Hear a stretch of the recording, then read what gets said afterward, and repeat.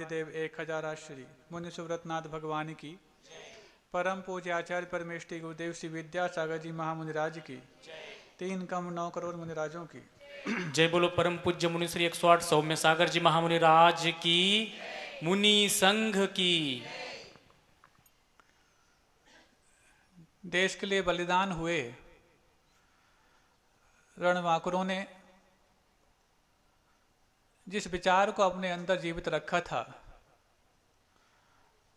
उस विचार में 2 चीजें थीं। एक तो ये थी, हमारे लिए जो बांटने में लगे हैं हम उनको यहां से छांट देंगे, और दूसरी ये थी, जो बांटने का काम कर रहे हैं उनके बांटने के काम को हम कामयाब नहीं होने देंगे। और बांटने के पीछे 2 कारण और भी थे। एक तो उन फिरंगियों की नीति जिसके बारे में अपन पिछले 13 दिन से विचार कर रहे थे, डिवाइड एंड रूल, फूट डालो और राज करो।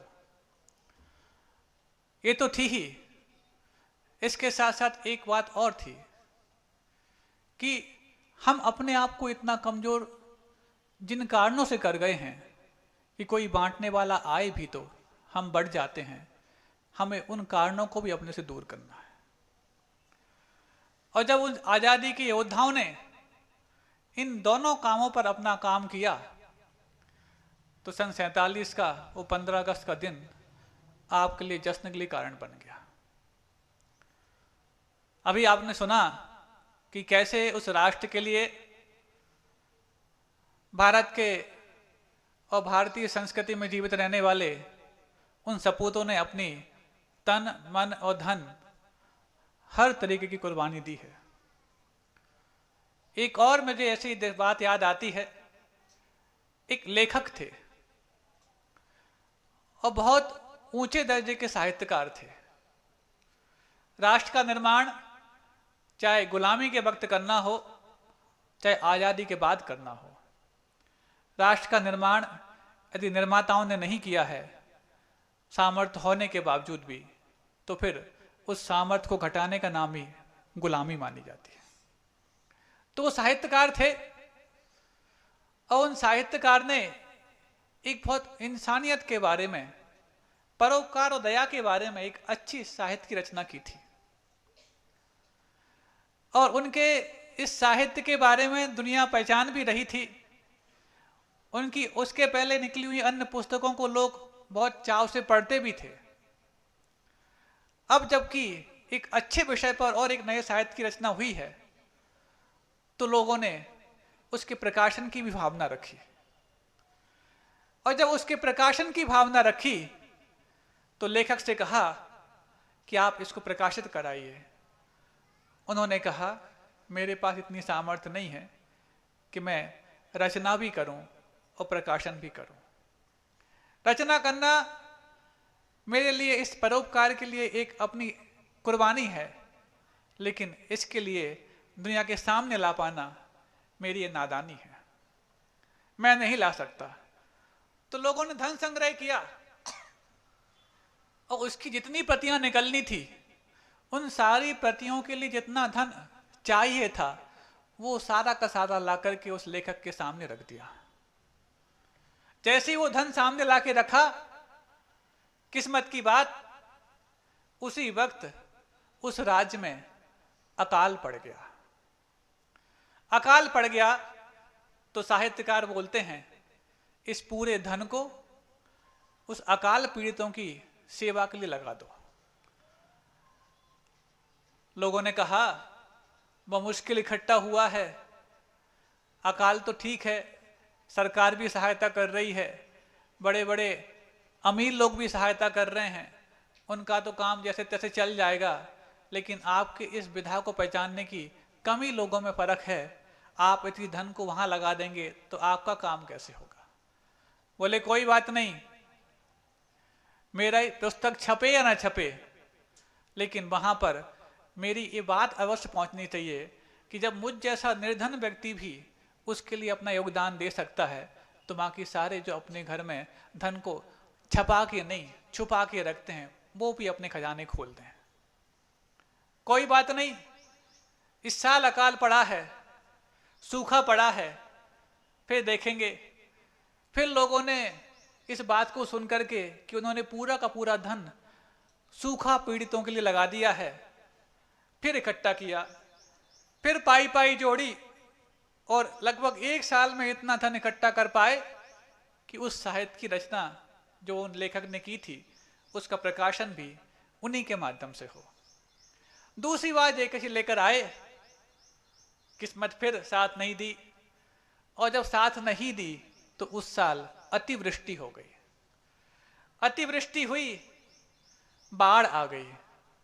बाढ़ आई, लोगों के अपने साजो सामान बहने लगे, घर ढहने लगे और अपने अंदर के अरमान जलने लगे।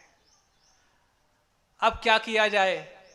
कोई बात नहीं, जो फिर दोबारा धन इकट्ठा किया है इस धन को अब बाढ़ पीड़ितों के लिए लगा दिया जाए। कोई व्यक्ति एक बार सहयोग करेगा, 2 बार सहयोग करेगा, और सहयोग यदि आप पाकर के सदुपयोग करो फिर तीसरी बार भी सहयोग करेगा।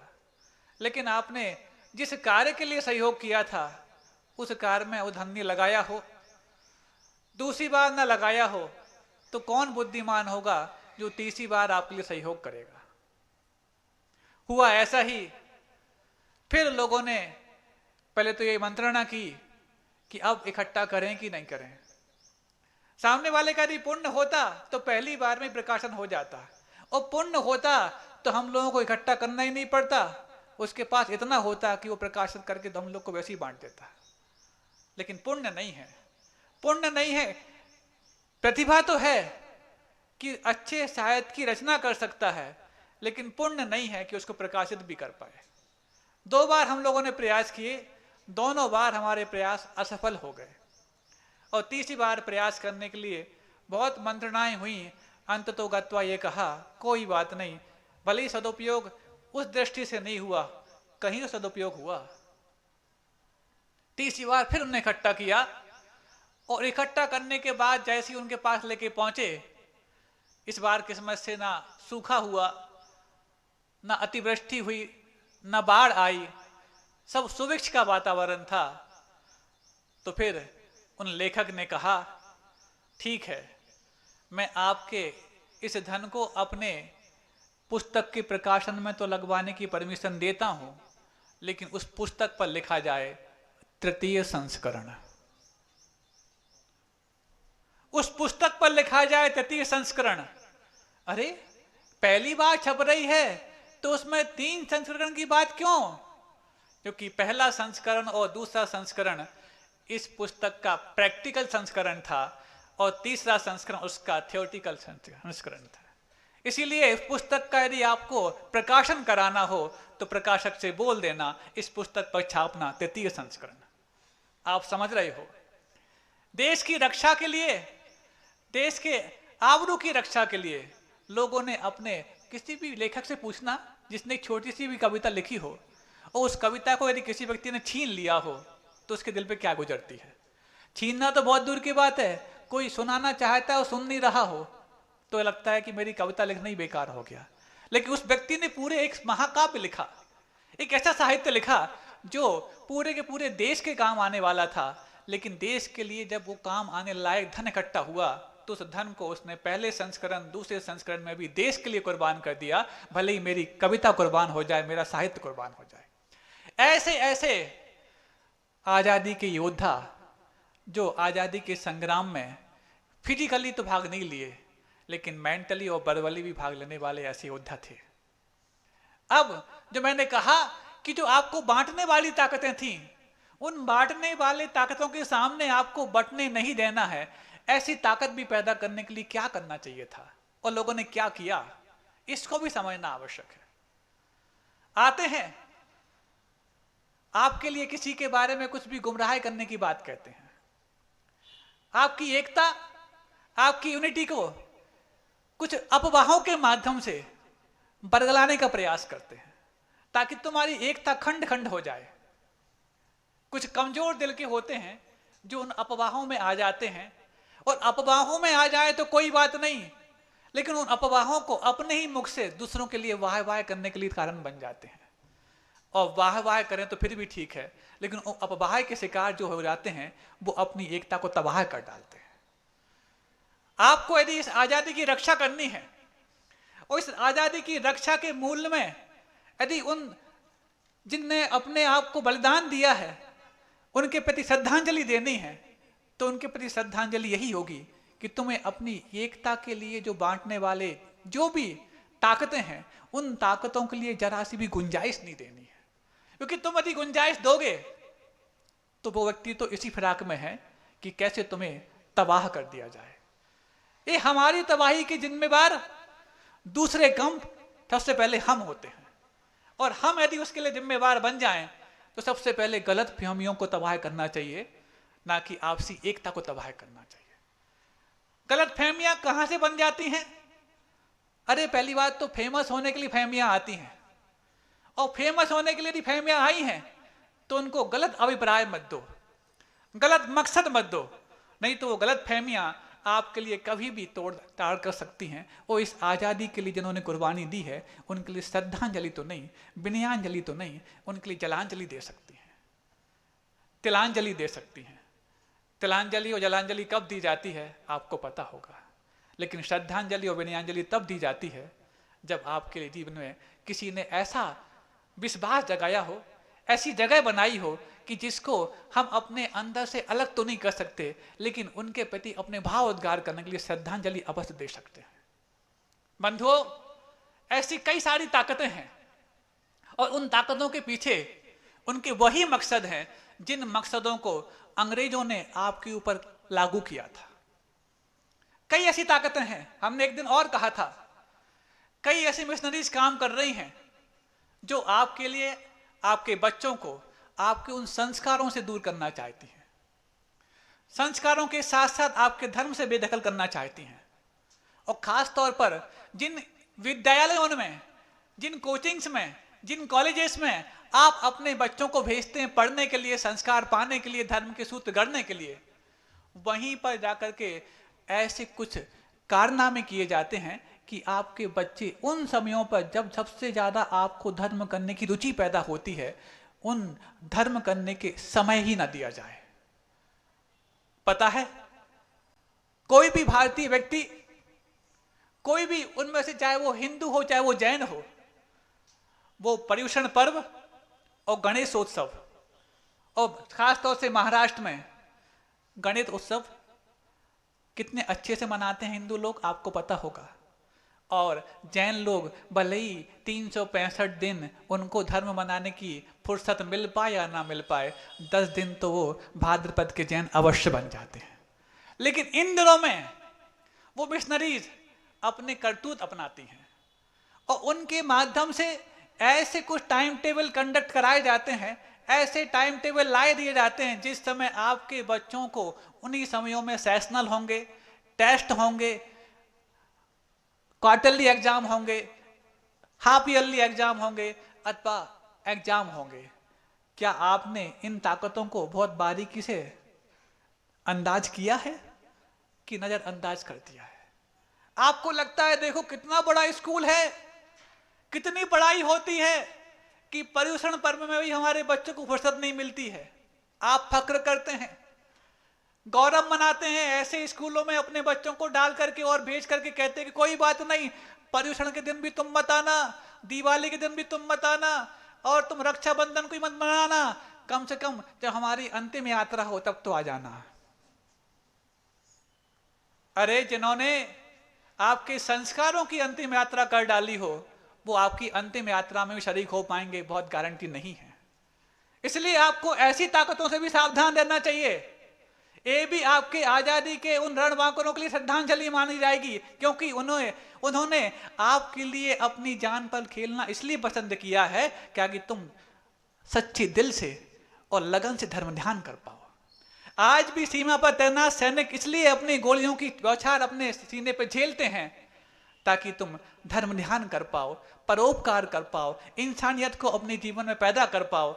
और ऐसे जब इंसानियत के सूत्रों को हम उन पर्युषण पर्व में गुरुओं के माध्यम से अथवा विद्वानों के माध्यम से अथवा व्रतियों के माध्यम से साकार रूप लाने की कोशिश करते हैं, उस वक्त जानबूझ करके मिशनरियां आपके बच्चों की परीक्षा कंडक्ट कराती हैं।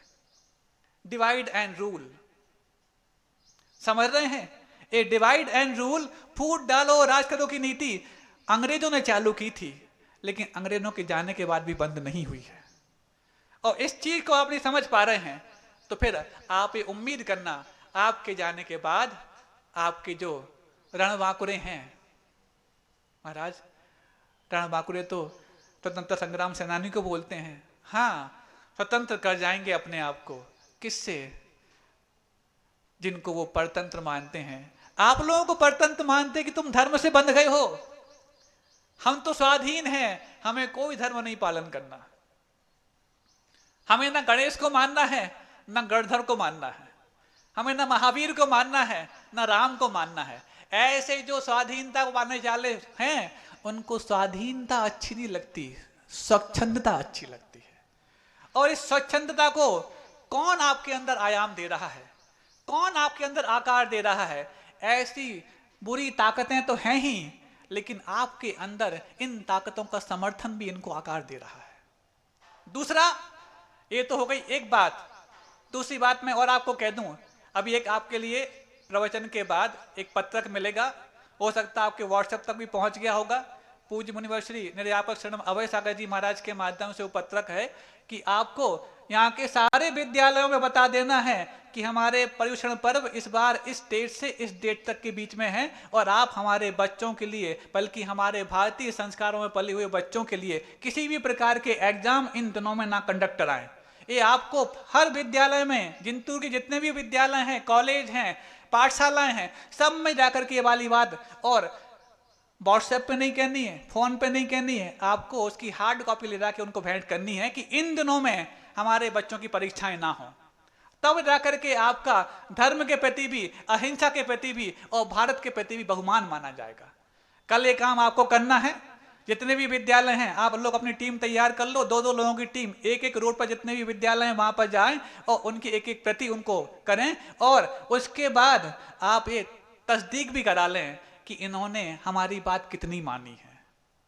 ये तपाशनी भी करा लें, ये जांच भी करा लें कि हमने उनके लिए 1 महीने पहले इत्तला कर दिया था कि इतनी देर से इतनी देर तक हमारे पर्युषण पर्व हैं। यदि इन दिनों में आपने हमारे बच्चों की एग्जाम कंडक्ट कराए तो उनको वार्निंग भी देकर आना है, ये आपके स्कूल और विद्यालय और कॉलेज में हमारे बच्चों का अंतिम सत्र होगा, इसके बाद हमारे बच्चे आपके विद्यालय में नहीं पढ़ेंगे। ये भी हिदायत उनको देकर के आए। सुन रहे हैं ना आप लोग? कल 14 अगस्त है, परसों 15 अगस्त है। आज़ादी की शुरुआत बहुत पहले हुई थी। कम से कम तुम ऐसे जो आपके लिए बांध के रखे हैं उनसे छूटने की शुरुआत एक दिन पहले ही कर लो, ताकि 15 अगस्त को आपको ये लग सके कि नहीं, वाकई में हम आज़ाद भारत में जीने वाले और आज़ाद भारत की फिजाओं में सांस लेने वाले बाशिंदे हैं। दूसरी, आपके भीतर कई ऐसे डीमक भी हैं जो डीमक आपको अंदर अंदर कुरेद रही है, आपको पहचान में नहीं आती। आप अच्छा एक फर्निश तख्त लेकर के आते हैं, दीवान लेकर के आते हैं। दीवान समझते हो? हमारा सब समझते हैं। वो दीवान अलग होते थे, अब दीवान अलग होते हैं, नाम बदल गए हैं। पहले इंसान होता था, अब जड़ होते हैं। होते कि नहीं? दीवान होते हैं। लेकर के आए, अलमारियां लेकर के, सागवान की लेकर के आए, लेकिन पता नहीं कब जाकर के उसको दीमक खाली कर गई, खोखला कर गई। बहुत दिन तक जब आप नहीं खोलते हैं, और जब बहुत दिन बाद आपने ताला खोला और हैंडराफ खोला, तो हैंडराफ आपके हाथ में जाता है, क्योंकि उसके पहले ही वो दीमक ने उसको खोल दिया था। ऐसी दीमक से भी बचना आवश्यक है। महाराज, हम तो बिल्कुल अपने घर में लक्ष्मण रेखा रखे रखते हैं। लक्ष्मण रेखा से वो दीमक भागने वाली नहीं, वो तो हिंसक वस्तु हो गई। ये जो दीमक की बात हम कह रहे हैं, ये दीमक आपके दीवान में नहीं, आपके दिमाग में लगी है। इस दीमक को भी दूर करना। कोई भी व्यक्ति जिसने आपके बारे में आपकी एकता को खंडित करने के लिए कोई भी खोखलापन ला के दिया है, पहले तस्दीक करा लेना, पहले तपासनी करा लेना, तब जाके विश्वास भी कानों सुने तो होता ही नहीं, आंखों देखा भी विश्वास के लायक कई बार नहीं होता है। यदि ऐसा तुम्हारे अंदर जुनून पैदा हो जाए, तब दुनिया की कोई भी ताकत तुम्हारी एकता को खंडित नहीं कर पाएगी और तुम्हारी आजादी को बचा पाएगी। कानों सुना भी झूठा है और आंखों देखा भी झूठा है। इस बारे में हम एक बार आपको दृष्टांत भी दे चुके हैं कि आंखों देखा भी झूठा कैसे होता है। क्योंकि हमारी इंद्रियां छद्मस्त ज्ञान रखती हैं, क्षयोक्षमिक ज्ञान रखती हैं, और छद्मस्त का मतलब ही है हम छद्म में स्थित हैं, हम छल में स्थित हैं, हम इंद्रियों के द्वारा भी ठगाए जा रहे हैं और इंद्रियों के दासों के द्वारा भी ठगाए जा रहे हैं। यदि इसलिए आपको लगता है कि आपके प्रति कोई ज्यादा ठग ना पाए, तो आपको कभी भी किसी की देखी हुई बात को और सुनी हुई बात को दोहराना नहीं है, यदि वो गलत बात है तो। क्योंकि यदि इन छोटी छोटी बातों को आपके आजादी के उन रणबांकुरों ने यदि ध्यान दिया होता, तो उनकी आजादी जीवन से तो हो जाती, चेतन से तो हो जाती, इस तन से तो हो जाती, लेकिन वतन आजाद नहीं कर पाते। उन्होंने छोटी छोटी बातों को वहीं छोटा मानकर को दफन कर दिया, तब जाकर के अपने उन विरोधियों के लिए एक तरह से कफन तैयार किया। मैं किसी हिंसा की बात नहीं कहना चाहता, मैं मात्र उस भाव की हिंसा की बात भले कह दूं जिस भावों के माध्यम से आपके भीतर उन्होंने अपना एक तरह से काबिज और सत्ता को लाने की बात स्वीकार की थी। कैसे होती है वो, कैसे कैसे वो गलत फहमियां आपके अंदर पहुंच जाती हैं। किसी ने एक छोटी सी बात लाई, कोई कानाफूसी कर रहा है, और कानाफूसी जैसे ही हुई, हमने सुना भी नहीं, पूरी तस्दीक भी नहीं की, तीसरे से कह दी भाई वहां ऐसी ऐसी बात हो रही थी। तीसरे ने समझा इसने सुन करके आया है, उसने अपनी अधूरी बात सुनी थी ऐसा नहीं कहा, लेकिन तीसरे ने उसकी बात को पूरा माना, चौथे को कहा कि वहां ऐसा हो गया था। अभी क्या हुआ, बात हो रही थी, अधूरी सुनी, मैं पूरी सुन नहीं पाया, इसने आगे बढ़ा दी। दूसरे ने उसको कहा कि हमने ऐसा सुना है, तीसरे ने कहा ऐसा हो गया है, और पांचवें ने मान लिया क्या, अब तो इसकी अंत्येष्टि करनी है कि तो हो चुका है। अब तो क्या हुआ, उसकी जड़ में जाओ, उसके मूल में जाओ, कुछ भी नहीं हुआ था, लेकिन ये गलत फहमियों के कारण हमने कितना बड़ा अपने ऊपर एक अस्त्र और शस्त्र का प्रहार कर लिया कि अपनी एकता को अपनी ही कुल्हाड़ी से खंडित कर लिया, अपने ही पैर पर अपने कुल्हाड़ी मार ली।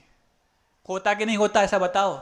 घरों में भी होता है और समाज में भी होता है, और घर और समाज जब इस देश की इकाई के रूप में है तो देश में भी होता है। इस देश की रक्षा करने वालों के लिए पहले अपने समाज की रक्षा करनी है, और समाज की रक्षा करने वालों के लिए पहले अपने घर की रक्षा करनी है। इसीलिए कभी भी ऐसी ताकतों के लिए ना हवा देना, ना कान देना, ना आंख देना। कई ऐसे लोग जो फिराक में घूमते हैं कि जहां पर कुछ अच्छा हो रहा हो उनको हजम नहीं होता है, जहां पर धर्म की प्रभावना होती है उनको रास नहीं आती है, और वो रास नहीं आने के कारण वो कुछ व्हाट्सएप का विषय बन जाती है, कुछ कानों का विषय बन जाती है, कुछ कानाफूसी का विषय बन जाती है। अभी यहां बना है नहीं बना है मैं नहीं कहना चाहता, लेकिन आपके लिए ऐसी ताकतों से सावधान रहने की आवश्यकता है। और सबसे पहले सोशल मीडिया की ऐसी बातों को किसी दूसरे को फॉरवर्ड तो करना ही नहीं, इसलिए कि देख तो लो क्या आया है। कई बार आपका मन नहीं होता, आपका भाव नहीं होता कि हम उसको फैलाएं, लेकिन दूसरे से कंफर्म कराने के लिए आप उसको भेज देते हैं। वो कंफर्म तीसरे से करता है, वो चौथे से करता है, और आप ही सोशल मीडिया पर उस बुरी ताकतों के मंसूबे को वायरल कर देते हैं। कंफर्म क्यों करना? अरे हमने कहा कि जब कान भी सुन ले तो फर्म नहीं मानना, सच्चा नहीं मानना, तो फिर कंफर्म करने के लिए सोशल मीडिया को बात को तुम्हें सच्चा कैसे मानना? महाराज ऐसा क्यों कह रहे हो? क्योंकि ऐसी ताकतों ने ही उस समय आजादी के रणबांकुरों के लिए एक चैलेंज दिया था कि हम तुम्हें गुलाम बना चुके हैं। और ऐसी ताकतें यदि आज फिर पैदा हो रही हैं तो फिर आप मानसिक गुलाम तो है ही, आर्थिक गुलाम भी बन चुके हो, कहीं शारीरिक गुलाम होने की नौबत ना आ जाए, इसलिए मैं आपको आगाह कर रहा हूं।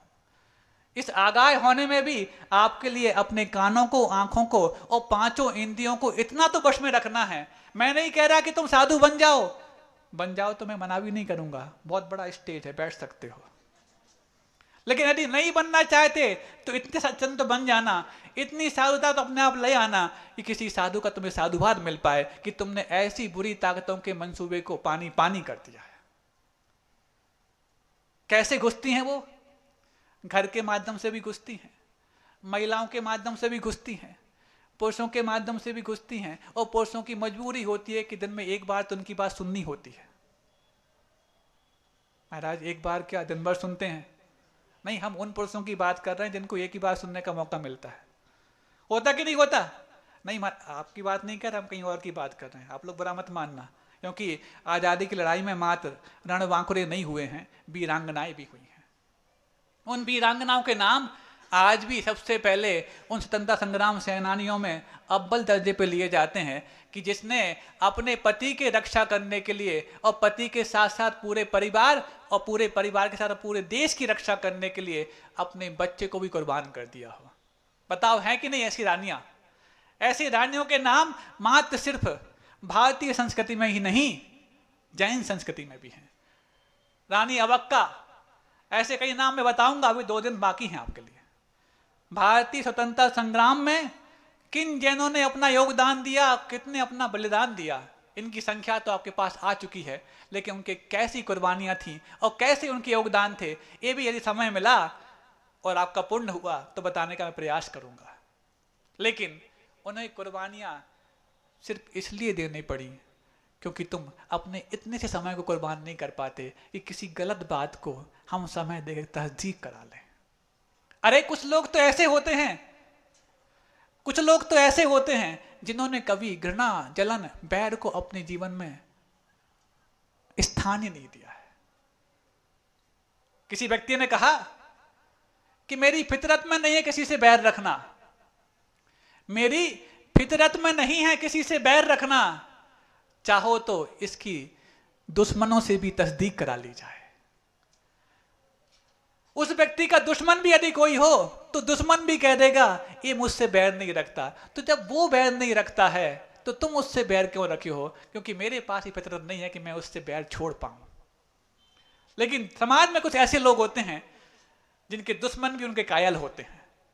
अब जब जिसने अपनी अहमियत और छवि ऐसी बनाई हो कि जिसके दुश्मन भी कायल हों, उनके बारे में यदि कोई भी कुछ कह दे तो तुम्हें तस्दीक भी करानी है, और तस्दीक कराने के बाद अपने उस गलती को स्वीकार भी करना है कि मैंने ही उसके बारे में जो गलत बात सुनी थी, उस गलत सुनी हुई बात की मैं गलती स्वीकार करता हूं और आगे से इस प्रकार की बात को मैं आगे नहीं करता हूं। है कि नहीं? कैसे लोग होते हैं आपके बीच में? नहीं होते? होते हैं, हर समाज में होते हैं। सिर्फ मात्र आदर्श साधुओं के रूप में ही होते हो ऐसा नहीं, श्रावकों के रूप में भी कई आदर्श मौजूद हैं। तब तो आज आदर्श समाज कहीं कहीं देखने को मिलता है। और उनके बारे में किसी ने कुछ भी कह दिया हो, अरे कह भी दिया हो और तुमने सुन भी लिया हो, तो भी यह कहना कि उसकी जबान फिसल गई थी, उसका दिमाग तो फिर भी स्थिर है। और दिमाग भी फिसल गया हो और जबान भी फिसल गई हो तो ये कह देना ये तो उसके उस फिसले हुए पुराने कर्म का उदय है, इस कारण से इसने मेरे बारे में सोच भी गलत लिया और बोल भी गलत दिया। इतना तुम्हारी कर्म सिद्धांत पे विश्वास है तब जाकर के आजादी का सही जश्न और आनंद तुम मना सकते हो। अरे जिसको कर्म सिद्धांत पे विश्वास होता है वो कहता है तुम्हारी तलवार मुझे क्या मारेगी। अरे जब कर्म का हर बार भी मेरे लिए हर बार गलत साबित हुआ तो तलवार तो गलत साबित हो ही जाएगी। तलवार यदि गले पे रख दी हो तो भी कर्म सिद्धांत पे विश्वास करने वाला बोलता है ये मेरा बाल बांका नहीं कर सकती। वो तलवार भी फूल माला बन जाती है, वो शूल भी सिंहासन बन जाती है। कब बनती है? जिसको उस कर्म सिद्धांत पर अटूट विश्वास होता है। कर्म तुम करते हो सिद्धांत के अनुसार नहीं करते और श्रद्धांत के अनुसार नहीं करते। कर्म हर व्यक्ति करता है, लेकिन जब उसका फल आता है तो फल भोगते समय जिसका जैसा मनोभाव होता है कर्म भी उस रूप परिणत होने लग जाता है। कर्म का फल उदय में आया ना, कर्म तो तुम कर चुकी हो ना पहले। अब कर्म का फल यदि आया है तो यदि करते वक्त हम बुद्धिमान नहीं बन पाए थे तो कम से कम भोगते वक्त तुम बुद्धिमान बन जाएं। चाहो तो उस समय उसकी अनुभाग शक्ति, उसकी और भी उसकी पोटेंसी को आप कम कर सकते हो जब वो उदय में आ रहा है। यदि सुनो जब गर्मी का मौसम हो और यदि उष्ण कर्म की यदि वेदना हो रही हो, तो उस समय यदि आप अपने अंदर परिणामों की शांति रख लेते हैं, माथे पर बर्फ और मुंह में मिश्री घोल लेते हैं, तो बताओ वो गर्मी के समय आया हुआ उष्ण कर्म भी आपके लिए ठंडा देके जाता है कि नहीं जाता? जाता है। क्यों? हमने तैयारी पहले से कर रखी थी। और जो व्यक्ति तैयार नहीं होता है, पीछे से कोई शाबाशी देने भी आए तो लगता है चांटा देने आया था, तो उसको हम बदला देने लग जाते हैं। अरे जिसने दूसरों के हाथ की थाप को भी शाबाशी माना है, उसी व्यक्ति को कर्म सिद्धांत पर विश्वास करना आया है। और जिसने शाबाशी को भी थापड़ मान लिया है, अभी वो कर्म सिद्धांत से भी बहुत दूर है और खुद के सिद्धांत से भी बहुत दूर है। या तो तुमने कर्म सिद्धांत को नहीं जाना, या अपने व्यवहार में इतना विश्वास नहीं जीता है कि सामने वाले की शाबाशी और थाप की तुम सही भनक पकड़ पाओ। यदि ऐसे आपके जीवन में कुछ पल आते हैं और आप सजग रहते हैं, तब वो जाकर के इस राष्ट्र के उत्थान में आपका भी सहयोग हो सकता है, जिस सहयोग को भामा शाह और महाराणा प्रताप ने जिया था, जिस सहयोग को रानी अवक्का और दुर्गावती ने जिया था, जिस सहयोग को रानी लक्ष्मीबाई ने जिया था और कमलापति ने जिया था, ये सारे के सारे वो रणबांकुरे हैं जिन्होंने अपने मजबूत हौसलों को तब बड़ा पाया था जब उनका हौसला कर्म सिद्धांत के साथ आया था। फिर तो आपके लिए कर्मकांड जैसे ग्रंथ, कर्म सिद्धांत जैसी पुस्तकें उपहार में मिली हैं। महाराज, उपहार की चीज की कीमत हम ज्यादा नहीं करते, इसलिए आपने वो उनको उपसर्ग मान लिया है। अरे जो उपसर्ग को भी उपहार मान करके जीते हैं, उन्हीं व्यक्ति के लिए कर्म सिद्धांत भी हार ला करके पहना देता है कि तुम वाकई में हमारे हार के हकदार हो, जिन्होंने इस उपसर्ग को भी उपहार मान लिया। अरे पाशुपत भगवान, महावीर भगवान, जिन्होंने उपसर्ग झेला, उस उपसर्ग को झेलते वक्त भी कमठ को कभी कोसा नहीं। अरे कमठ को कोसा होता तो कमठ उसके उनके समूह शरण में आकर के सम्यक दर्शन को पाता नहीं, और सम्यक दर्शन को पाता तो कोई बात नहीं, उसने अपने इतने 10 भाव से जो परेशान कर रहा था, उस 10 भाव से परेशानी को भी एक सबब में कितनी अच्छी आसानी दे दी कि वहां पर सम्यक दर्शन भी प्राप्त किया और अपने अनंत काल की वो कर्म श्रृंखलाओं को भी तोड़ तोड़ करके और अर्ध पुद्गल परावर्तन के रूप में सीमित कर लिया। गुरुदेव कहते हैं कि कमठ से बढ़कर के पार्श्वनाथ का कोई भक्त नहीं था। सुन रहे हो? अरे तुम तो, तुम्हारे बारे में कोई कुछ कह दे तो कमठ मानने लग जाते हो। जिसने 10 भाव तक उपसर्ग किया, 10 भाव तक परेशान किया, उस कमठ के बारे में भी गुरुदेव के क्या वाक्य सुनो कि कमठ से जैसा भक्त दुनिया में पार्श्वनाथ का दूसरा कोई नहीं था। कैसे? अरे दूसरे भक्त तो भगवान को भगवान बनने के बाद अभिषेक करते हैं, इसने तो अभिषेक पहले ही कर डाला। दूसरे भक्त तो भगवान को अभिषेक करते हैं पानी और किसी और दूसरी चीज से, लेकिन इसने तो रोहे के गरम गरम रस से अभिषेक कर डाला। क्यों? क्योंकि उसको आकुलता थी कि मैं जिसकी भक्ति करता हूं, मैं भक्ति तो करने लग गया उनके लिए इंसान के रूप में, लेकिन ये इंसान को मैं बनाना चाहता हूं भगवान के रूप में। जब तक मैं इनकी भक्ति ऐसी नहीं करूंगा, तब तक ये भगवान नहीं बनने वाले। सोचो, अपने बैरी के प्रति भी ऐसा भाव कौन रख सकता है? अपने बैरी के प्रति भी ऐसा भाव आचार्य कुरवर विद्यासागर जी महाराज रख सकते हैं और पार्श्वनाथ भगवान रख सकते हैं। फिर तो तुम्हारे प्रति कोई ऐसा बैर निभा ही नहीं सकता। अरे पंचम काल में कोई ऐसा उपसर्ग कर ही नहीं सकता, क्योंकि उपसर्ग तो वो होता है जिसको झेलने वाले को जीवित भी रहना पड़े और झेलना भी पड़े। यदि चौथे काल जैसे उपसर्ग आज आ जाएं तो तुम तो जीवित ही नहीं रह पाओगे, तो फिर तो वो उपसर्ग माने ही नहीं जाएंगे। तुम्हें जीना पड़े लेकिन झेलना भी पड़े, इसका नाम उपसर्ग होता है। और तुम्हारे पास इतनी कुवत भी नहीं है और सहनन भी नहीं है कि तुम उतना भीषण उपसर्ग सहन कर पाओ। अरे तुम्हारे पे कोई गर्म पानी डाल दे, तिलमिला जाओगे। लोहे के रस का अभिषेक कैसे सहन कर पाओगे? लेकिन तुम उपासना तो करते हो रविवार को पार्श्वनाथ की, आज रविवार है ना, तुम उपासना तो करते हो रविवार को पार्श्वनाथ की, लेकिन पता नहीं आराधना करने लग जाते हो फिर पार्श्वनाथ की पूजा के बाद कमठ की। नहीं करते क्या? नहीं महाराज, कहां करते। घर पहुंचते हो, वही अपने आप को कर्मठ बनाने की बजाय कमठ बनाने लग जाते हो। उसने मेरे बारे में ऐसा कहा था ना। आप ये बताओ, कोई पागल व्यक्ति यदि आपके बारे में कुछ कह दे बुरा लगता है? कोई अनजान व्यक्ति यदि आपके बारे में कुछ कह दे बुरा लगता है? क्यों नहीं लगता? सिर्फ उसी व्यक्ति की बात आपको बुरा लगती है जिसने कल आपकी तारीफ में कसीदे कसे थे, जिसने आपकी बार बार तारीफ की है। यदि एक बार उसने आपके बारे में बुरा बोल दिया, उसी की बात आपको ज्यादा बुरी लगती है। तो फिर एक बार उसने आपके बारे में बुरा बोल दिया तो बुरा लग रहा है, तो उसने जो 90 बार आपसे अच्छा बोला वो बात आपको अच्छी क्यों नहीं लग रही है? महाराज वो तो उस समय थी जब मैं कुछ अच्छा कर रहा था, तब उसने मेरे बारे में अच्छा कहा था। तो आज भी तो उसने आपके बारे में बुरा इसलिए कहा, शायद एक आध मेरी बुरी बात उसको पकड़ में आ गई हो। तो इससे अच्छा कि उसके बारे में तुम बैर रखो, उसके पास पहुंच करके प्यार से पूछ लो कि मेरी ऐसी कौन सी गलती है जो तुम्हारे लिए अपने मुंह को गंदा करने के लिए कारण बन रही है। मैं निमित्त क्यों बन रहा हूं तुम्हारे मुंह को गंदा करने के लिए? मेरे ही कर्म का उदय है। ऐसा जाकर के यदि उसके पास पूछ लोगे तो बैर भी समाप्त हो जाएगा और विरोध भी समाप्त हो जाएगा। अरे जिसको विरोधी को भी विनोदी मानना आता है, वो ही पार्श्वनाथ भगवान का असली भक्त कहलाता है। जो विरोध को भी विनोद के रूप में जी ले। अभी तो तुम विनोद को भी विरोध मान रहे हो सकता किसी ने कौतुक के साथ कुछ कह दिया हो, मजाक में कुछ कह दिया हो, विनोद में कहा था और तुमने विरोध मान लिया।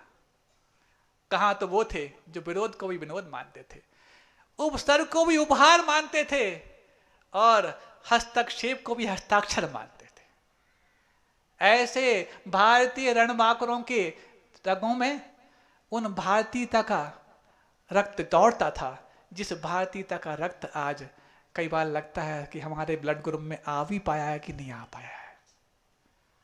अरे ब्लड ग्रुप तो वही है, लेकिन ब्लड ग्रुप वही होते हुए भी हम किस ग्रुप में चले गए हैं और किसका ब्लड लेने के लिए तैयार हो गए हैं, ये सोचने की आवश्यकता है। इसीलिए पार्श्वनाथ की पूजा करने वालों और महावीर की पूजा करने वालों, अरे तुम्हारा तो शासन काल ही भगवान महावीर का है ना, तो भगवान महावीर पर तो उपसर्ग हुआ था। और महावीर पर उपसर्ग करने वाला कौन था? हाँ, ऐसा बनकर के आया था तो कोई देव, ऐसा ही ना? हाँ, बहुत अच्छा। तो महावीर पर उपसर्ग करने वाला ये था, आज तो ऐसे है ही नहीं है, सुना है ना? अब जब पार्श्वनाथ पर उपसर्ग करने वाला नहीं, पार्श्वनाथ का उपसर्ग मिटाने वाला ऐसा हो और पार्श्वनाथ पर उपसर्ग करने वाला ऐसा हो, महावीर पर उपसर्ग करने वाला ऐसा हो, जब दोनों ही ऐसे ऐसे थे तो आपको डरने की क्या आवश्यकता है? यदि एक उपसर्ग करेगा भी तो एक उपसर्ग मिटा भी देगा, क्योंकि हम पार्श्वनाथ को भी उतना पूछते हैं और महावीर को भी उतना पूछते हैं। घबराना क्यों इसमें? इसीलिए ऐसी ताकतों से सावधान रहना जो आपके अंदर बैर के बीज बोते हैं। सावधान रहना, और जिसके बारे में कुछ कह भी दिया है उसके पास एकांत में जाकर के पूछ लेना, क्यों हमें सुनने को ऐसा आया है? या तो वो वाली बात उसने कही है तो उस तक पहुंच ही गई है, आपने ऐसा कह दिया उसको, लेकिन ये मत कहना कि किसी ने आपने मेरे बारे में ऐसा कहा, ऐसा सुना है। उससे इतना पूछ लेना, ऐसी बात कुछ चल रही है कि मेरे बारे में किसी ने कुछ ऐसा ऐसा कह दिया है। बात पहुंच गई और आपके उसके हितैषी भी बने रहे, वो आपको विरोधी भी नहीं माना। अब देखो, कभी भी दुनिया में चोरी हो रही हो तो चोरों को ही साहूकारी का जिम्मा सौंप दो, चोरी अपने आप बंद हो जाएगी। तो विरोधी के पास ही तुम जाकर के बोल दो कि किसी ने मेरे बारे में ऐसा कहा है, मैं तो नहीं मानता, कोई नहीं कह सकता, तुम ये जांच कर लो। अब वो जांच क्या करेगा? अब तो वो कहेगा कि कितना मेरा हितैषी है, इसने मेरे बारे में सारी बातें पता लगाने के बाद भी मुझे इतना हितैषी माना कि जांच का जिम्मा भी मेरे लिए ऊपर छोड़ दिया। तब वो जाकर के इन भारतीय सूत्रों को अपने जीवन में स्वीकार करने की क्षमता आती है। आज तो मंगल सूत्र भी और रक्षा सूत्र भी अलग रूप ले लिए हैं। कहाँ तो मंगल सूत्र को बेच करके भी राष्ट्र की रक्षा की है वीरांगनाओं ने, रक्षा सूत्र को भी हवाले करके अपने भाई के नहीं, वतन के सारे भाइयों की रक्षा की है उन बहनों ने। अब जब रक्षा सूत्र भी सामने आने वाला है और मंगल सूत्र की भी दुहाई दे दी गई है, तो हमारे लिए एकता का सूत्र अपने पास रखना है ताकि कोई भी हमारी एकता को खंडित ना कर पाए। तब जाकर के मानना कि सन 2023 का जो चातुर्मास आपको मिला है वो 19-20 नहीं, गुरुदेव के आशीर्वाद से 23 मिला है। तो मैंने जो बात कह दी कि वो जो ऐसे विद्यालय हैं जो आपको लिए डिवाइड एंड रूल के रूप में काम करते हैं, उनके बारे में भी तुम सावधान रहना। और ऐसी जो बुरी ताकतें हैं जो आपको तार तार करते हैं, उनके बारे में भी लगातार सावधान रहना। सावधान इसलिए नहीं कि उन ताकतों को हमें दूर करना है, उन ताकतों को अपनी एकता की ताकत में जोड़ करके उनको भी मजबूत करना है, इसलिए जोड़ के रखना। बहुत आपने सुन लिया, आगे आप और भी सुनेंगे, लेकिन इस बात को अवश्य याद रखेंगे कि उन एकता के बलबूते पर ही मंगल पांडे ने सन 47 का दिन आपके हाथों में सौंपने की भूमिका बनाई थी। सन 47 को 15 अगस्त के दिन जब आज़ादी मिल रही थी, तो उस समय चंद ही लोग होंगे जो ये मान पाए होंगे कि हमारे लिए आज आज़ादी के लायक किसी ने शुरुआत यदि की थी तो उसका नाम मंगल पांडे था। लेकिन जो वाकई में उसको गहराई से जानने वाले होंगे, सबसे पहले सैल्यूट और सलाम मंगल पांडे को किए होंगे, क्योंकि तुम यूनिट बने तब जाकर के हमने यस का वाय लगाया तो यूनिटी बन गई। और यूनिटी यदि बनी है तो जो यूनिट था वो यूनिक अवश्य बन जाता है। यूनिक बनने की चाहत हर व्यक्ति के अंदर होती है, लेकिन कोई एंटिक बनना नहीं चाहता, क्योंकि एंटिक बनने के लिए थोड़ा पुराना बनना पड़ता है, प्राचीन होना पड़ता है। और प्राचीनता तुम्हें पसंद नहीं आती, आधुनिकता पसंद आती है, तो तुम एंटिक भी नहीं बन पाओगे, यूनिक भी नहीं बन पाओगे। लेकिन पार्श्वनाथ के यदि भक्त हो तो पार्श्वनाथ जो अपने आप में एंटिक थे, उनकी आराधना कर करके आप अपने एंटी को तो अपना बना लेना, यानी अपने बैरी को भी सहोदर मान के जीने लग जाना। अहिंसा परमो धर्म की, बोधि समाधि परिणाम शुद्धि, स्वात्मोपलब्धि शिव शौक सिद्धि, चिंता मणिम चिंतित वस्तु दाने, ताम वंद्यमानस्य ममास्तु देवी।